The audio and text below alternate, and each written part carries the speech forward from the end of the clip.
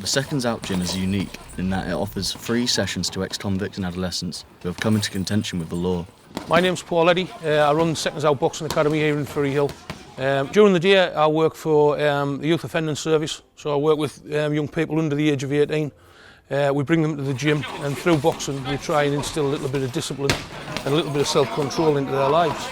In my spare time I do a lot of work with over 18s, people like Shane, Paul, Donald.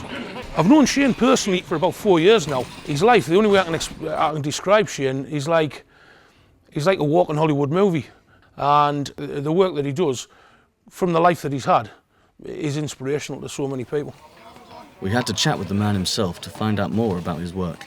My name is Shane Taylor, and I go in prisons. I work for the Alpha course. Just go out my way to try and help people and get people from committing crimes, really. Show them there's a different way to live. Well, Paul's gym's out because I used to bring prisoners here.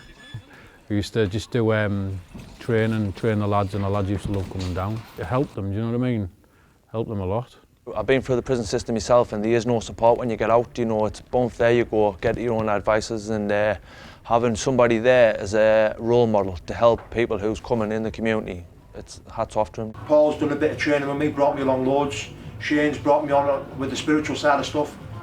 That's how I've met Donald. You know, life's just got better, do you know what I mean? And that's, if it wasn't for gyms like this, then I don't think I'd be where I am today, do you know what I mean? Despite the numerous good deeds in Shane's work, his life was not always so peaceful. I met him through coming here, originally to this gym, when he was bringing ex-offenders here. But I've knew him all my life, you know, he is here, and stories, and you know, there's plenty of stories going about that you hear, you know, so he was a well-known person around my area, basically. Sometimes I have to pinch myself and think, you know, I didn't know Shane in his past life, and I'm quite pleased I didn't. But I know people personally who did know him. To me, I remember Shane when I was young. I wasn't afraid of no one. Yeah. I would have fought anyone. There was something wrong with him, and I used to see him stealing about the church streets and stuff. And he'd come out and he had a knife or a screwdriver on it, and he went, "I'll fucking stick this in your neck." For some instinct inside me was telling me, nah, there's something wrong with that man. And we keep away from him. 14 years ago, Shane Taylor was ranked amongst the top most dangerous convicts in the country. Whilst incarcerated at Wakefield Prison, he even occupied the same wing as notorious Charles Bronson.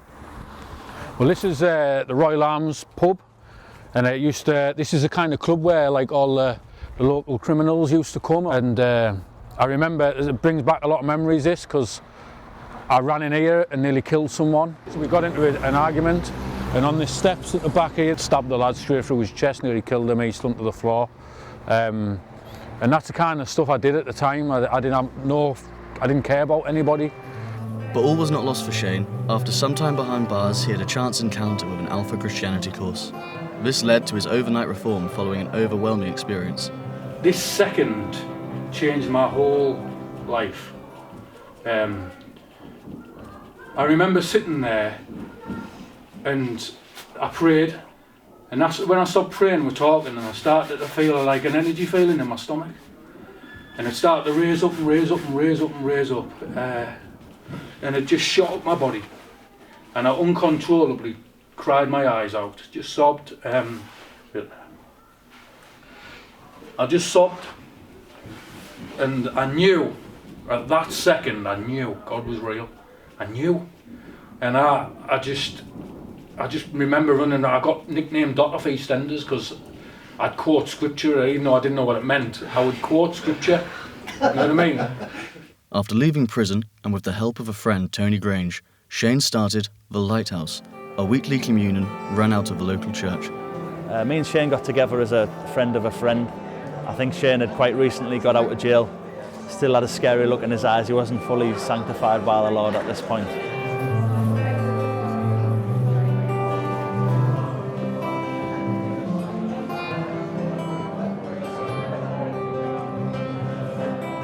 And now this prison, Bournemouth prison, which is crazy to let someone like me in, who stabbed their prison officers, to try and help people change their lives. And I can't praise them enough for that, because I thought would have been the last prison to allow me in, would be them.